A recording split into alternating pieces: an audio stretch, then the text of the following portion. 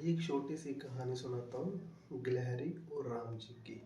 जब सीता माता को रावण उठा के ले गए थे अपनी लंका में, तब इनको एक समुद्री रास्ते का चयन करना पड़ा।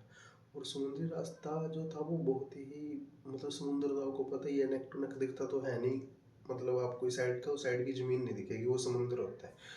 तो उन्होंने, सबको पता है कि एक राम सेतु ब्रिज बना था और उसके भी जो राम जी के बाद जो वानरों की सेना थी, उन्होंने उस पत्थर के ऊपर पर राम लिख के वो सारा का सारा पत्थर समुद्र में डाले थे, फिर वो रास्ता बनाते गए।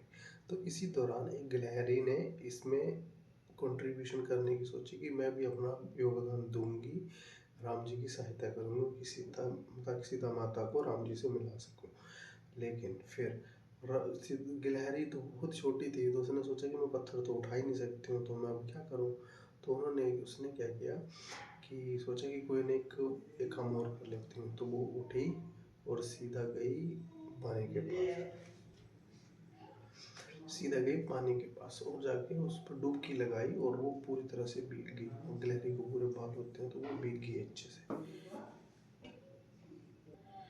भीग गई। और समुंदर के जो किनारे पे रेत पड़ी होती है, उस पे वो जाके पूरी तरह अपने आप को उस रेत को अपने शरीर पे लगाने लगी पूरी तरह से। फिर गई और जो ब्रिज वानर सेना बना रही थी वहाँ पे जाके उस रेत को ऐसे ऐसे जाड़ रही थी, कि वो जो रेत है वो जो पत्थर के बीच का जो गैप है उसको भर सके और अच्छे से पकड़ कर सके रेत। तो ये देख के बानर हंसने लगे कि ये गिलहरी क्या कर रही है। तो लोग कि बानर हंसने लगे। तभी राम जी भगवान जी आए और उन्होंने बोला कि जो किसी का भी योगदान जो होता है वो छोटा और बड़ा नहीं होता, योगदान तो योगदान ही होता है। और राम जी ने फिर उसकी पीठ के ऊपर प्यार से हाथ फेरा। और तब से आज तक ये देखा जाता है, जो गिलहरी की में कोई भी 3 स्ट्राइप्स होते हैं गिलहरी के ऊपर, स्क्वेरल बोलते हैं वैसे इंग्लिश में। स्क्वेरल के ऊपर 3 स्ट्राइप्स बने होते हैं उसकी पीठ पे, तो वो तब के आए हुए हैं आज तक।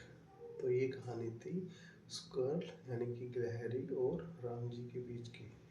तो कैसी लगी आपको ये कहानी? अगर अच्छी लगी हो तो चैनल के साथ जुड़े।